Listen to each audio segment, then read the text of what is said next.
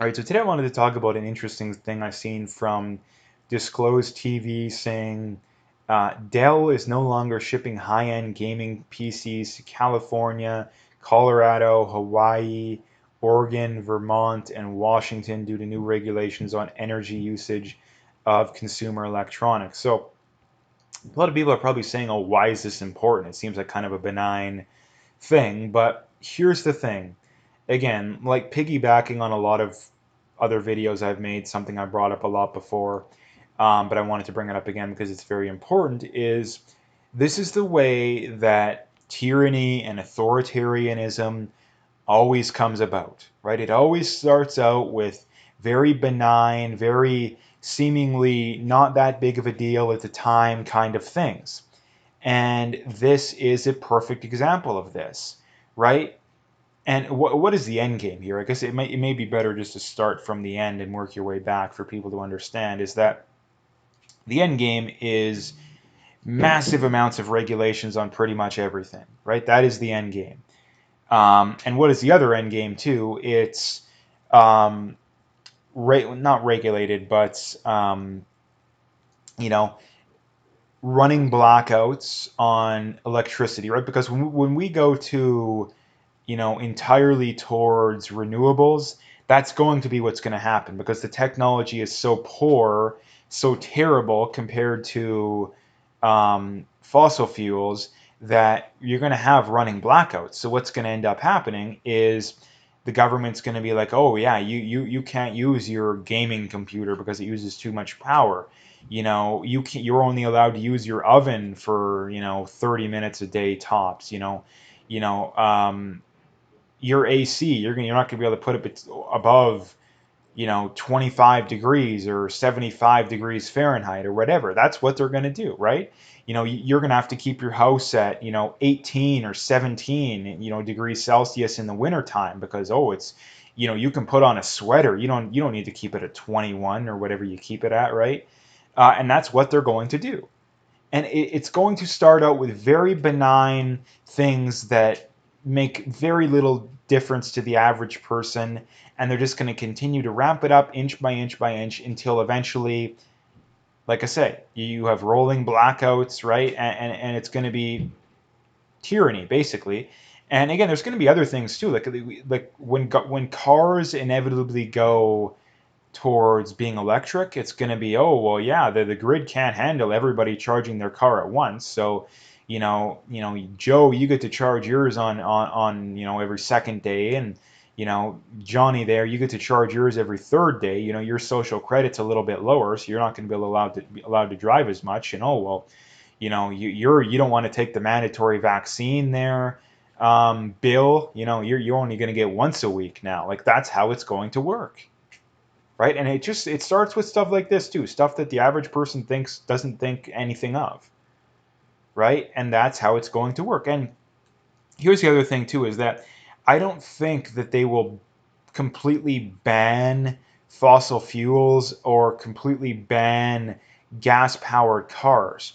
What they're going to do, and there's multiple reasons for why they'll do it, but what they're going to do is they're just going to make it so unaffordable the average person can't do it. I mean, gas prices will be $10 a liter, $20 a liter, whatever it has to be to keep the average person from not being able to afford it. So again, if you're rich, right, if you want to have your Corvette or Lamborghini or whatever fancy car you want to have that's gas powered, you know, Bill Gates can have his car collection, right? All the rich people can have their gas powered cars because they can afford $10 a liter, right? They can easily afford that. But again, the average person can't. So they're not going to ban it. And the other thing they're going to do too, and this is always how this is another way they get away with things, is that the average person says, "Oh, they're trying to ban gas-powered cars," which by making gas prices so expensive the average person can't afford it, that is effectively what they're doing. But it's not wording it completely correct. What they're actually doing is that they're just regulating them out of existence, basically. But what they'll do, it's the same thing with the vaccines, right? It's, oh, nobody's forcing you to get the vaccine, right? Nobody's forcing you to get it. No, nobody's forcing you not to get a gas powered car, but they're making your life so inconvenient that you basically have to go along with it, right? That is what they do. And again, and the reason they do that is so that the news can go and be like, crazy conspiracy theorists think that they're forcing you to get the vaccine, or forcing you to have an electric vehicle. It's like, no, that's not what people are saying. But the average person is dumb enough to think that. And that's how they're going to get away with it, right? So this is the future. And again, if we go towards renewables, it's pretty much inevitable. Like if we go 100% on renewables, you bet your bottom dollar that is going to happen, because it has to happen, right? It is impossible with the technology we have to run 100% based off renewables. Again, I don't care what the idiot climate zealots say. It's not possible. Like, show me a city that runs 100% based off renewables. They don't exist, right? They don't exist, right? And the other big problem with renewables, it's obvious, but for anyone who's not aware, the other big problem too is that they tend to not work at the worst possible time. I mean, Texas seen that firsthand last winter, right? When it's, 20 degrees and sunny outside, yeah, you don't have to worry, right? There's a bit of a breeze, you're perfectly fine. But, minus 30, cloudy, no breeze. Oh, gee, we're screwed, right? Um, you know, plus 35, yeah, it's a little sunny, but, everybody's running their air conditioner. Oh, wouldn't you know? The grid over capacity, it's either going to shut down, or you're going to have to turn your AC up to, 25 or 26, 27, whatever it's going to have to be. I mean, California is already doing this too. It's so hilarious for people to think that people like me who talk about this stuff are crazy kooks, when there's already places that are doing it.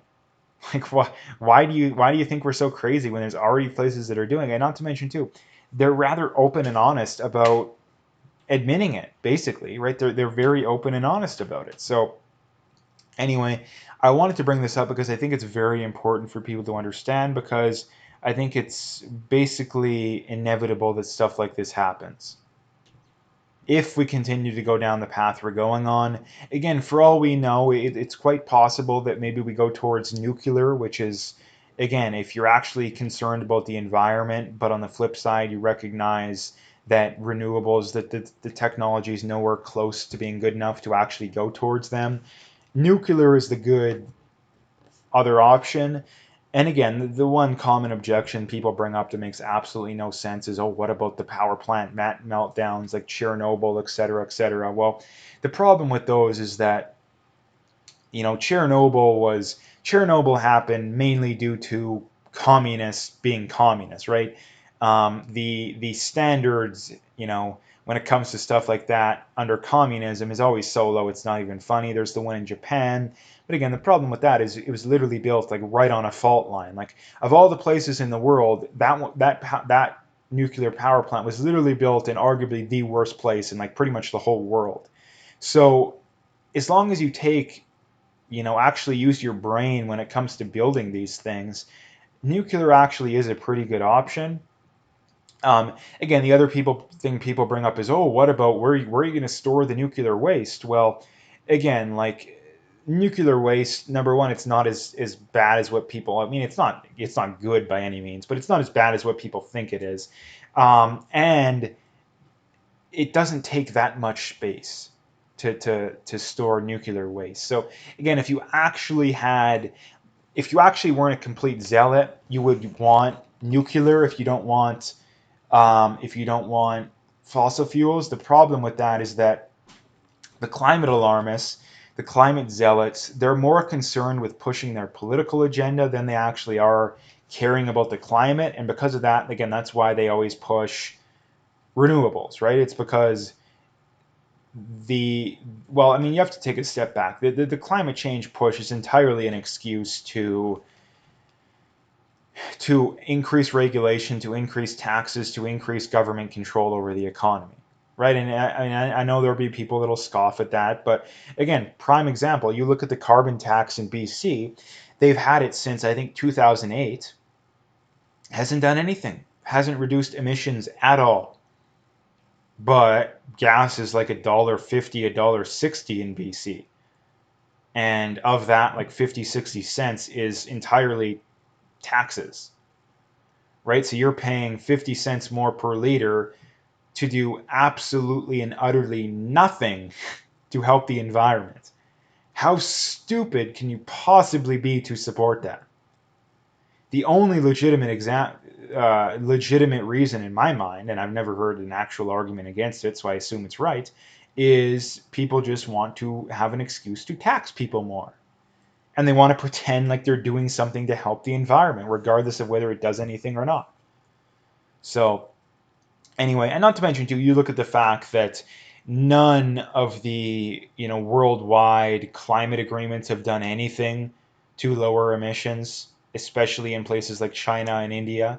China continues to build coal power plants on like a monthly basis, literally, right? So again, none of it does anything. It is entirely an excuse to increase government power, to increase taxation, to increase regulation, right? And again, if you think you have a good argument against that, by all means. But I've never heard anything good against that in my mind. So anyways, that's what I wanted to bring up today. If you liked the video, make sure you hit that like and subscribe. If you haven't already, make sure you check out those links below.